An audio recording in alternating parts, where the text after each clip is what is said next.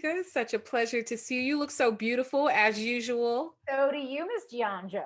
Thank you. Thank you so Yeah. much. Congratulations, season two Yes. of Mixed Dish. And That's very something to be proud of because a lot of times when you have a big, huge show and other shows spin off from that, there's the comparison and there are all those other things that come along with it, but it really stands on its own. What have you learned the most heading now into season two compared to season one?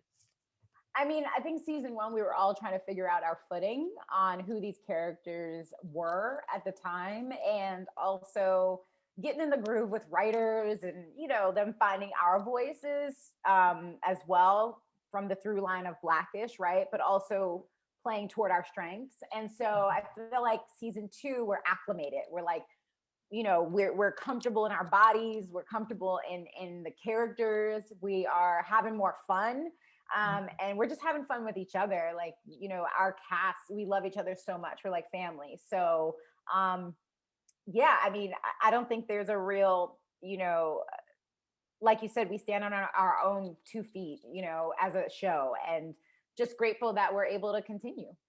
I'm grateful too. It's fun to see you guys kind of embody these roles. And there's always those challenges when you're doing a show that's based on real people. You don't want to imitate them, but you want to, pull from the moments of their life. Reflecting back on the first season, now as we head into the second season, what's been some of your favorite moments with Alicia? And we'll talk about how she's coming into her own now in this new season.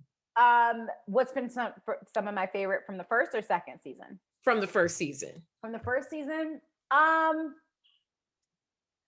guess from the first season, one of my favorite moments was like the religion episode where I was the sprite, and I didn't want my children going into organized religion with my mom, um, and just what I love about that is, like, especially Black people, like, there's this new thinking about religion, and then there's this old way of thinking about religion, and really kind of looking at these two things in a fun way where you can break it down. I love that we were able to get into our own culture for the kids, but also for, trying to figure out what Alicia wants to be, and what are the things she wants to bring from her mother, but what are the new things that she wants to also kind of um, collaborate and bring those two together. hmm I struggle. I think a lot of parents, we struggle with that as our kids get older. How much of ourselves do we want to pour into them? How much do we want them to be independent and be free thinkers? And when those ideas start to clash with each Exactly, exactly. They start to clash, and then you're just like, oh my God. I think parents are afraid that if their kids choose differently, that something will happen or whatever that may be. But I think, our job as parents is just to raise the kid, and then they independently go out and make choices, right? Whether they're good, bad, or whatever, indifferent. It's like you raise them to get to that point, right? And they'll figure it out. So, but Absolutely. that's the hope. No, no kidding. No Yeah, kidding. Take the good parts, not the yeah, bad yeah, parts. yeah, yeah, yeah, exactly. And Exactly. now, so 1984 is where we're at. Folks are coming into Alicia is a partner. She is a boss. How is that new self-discovery going to affect the family unit over the course of season two? I think you're gonna see, her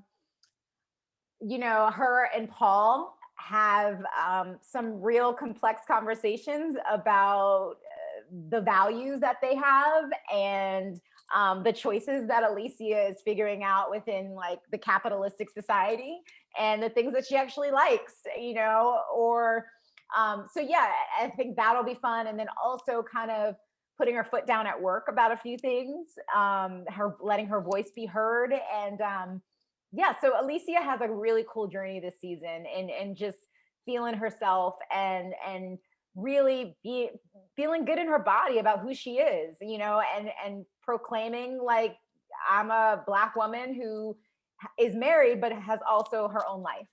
I know that's right. Because I mean, you have to think, people have to remember 1984, that's very revolutionary. Black woman, career woman, partner in a firm. That's super duper revolutionary. And I hope people maintain that thought that it's 1984. 84. It's not 2021. and a Nope. woman heading into the workplace doing this. No, an all white workplace, by the way. Absolutely. Yeah. Well,